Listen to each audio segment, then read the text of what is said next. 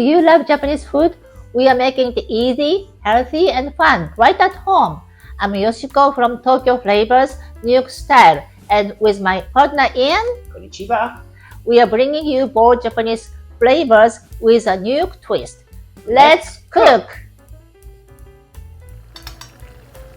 So Yoshiko, much as I love your Japanese curry rice that we covered in an earlier episode, we sometimes have leftovers, and I was wondering if we can eat up the remaining curry in a different way that's equally tasty and delicious, but tastes like a brand new meal. How about curry udon? Whenever I have leftover curry udon is my go-to choice for the next day. It's like giving your curry a second life, this time with chewy noodles. Udon, that's the thick, bouncy noodle made from wheat flour, right? Exactly. Okay, so first boil half cup of water and add 4 tablespoons of mentsuyu, which is a Japanese noodle soup base. I use store-bought regular mentsuyu today, but this Japanese noodle soup base can be made at home.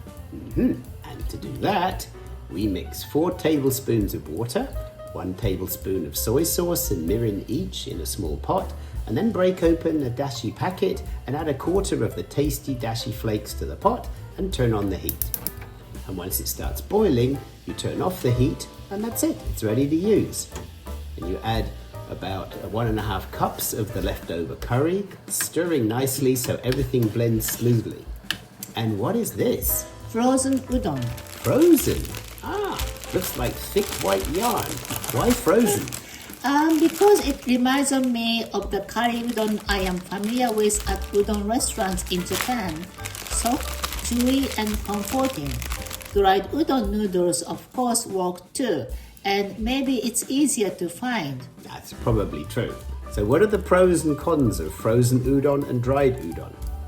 The advantage of frozen udon is that it cooks in a few minutes in boiling water, while the dried udon usually takes 7 to 12 minutes to cook. One advantage of using dried udon is that we can adjust the portion easily. If you want to have a small portion, you can use a half of the bundle, while we need to use a whole block of the frozen udon. And also, we can store dried udon at room temperature for months.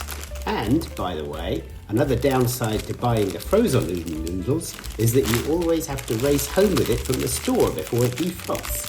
And you always say, Ian, hurry up, we have to go home, as soon as we buy frozen udon. I know, I'm sorry I held you up. That's okay. So, bringing all of our frozen Japanese groceries safely home is always an important mission. So frozen or dried, either way, this dish is getting those tasty udon noodles that we love. That's great. Now heat up water in a pot until the water's boiling, and then drop in the frozen udon.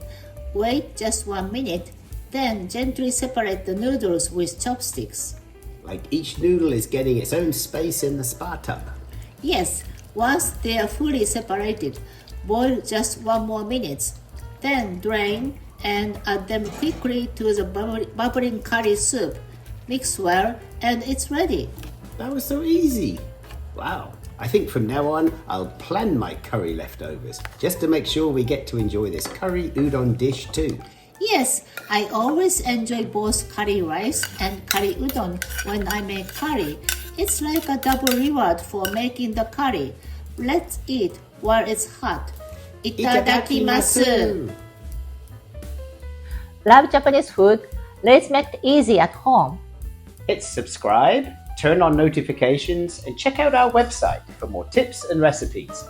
If you enjoyed this video, give us a thumbs up and share it with your friends. Got questions or requests? Drop a comment. We love to hear from you. Stay hungry, stay curious. Happy cooking!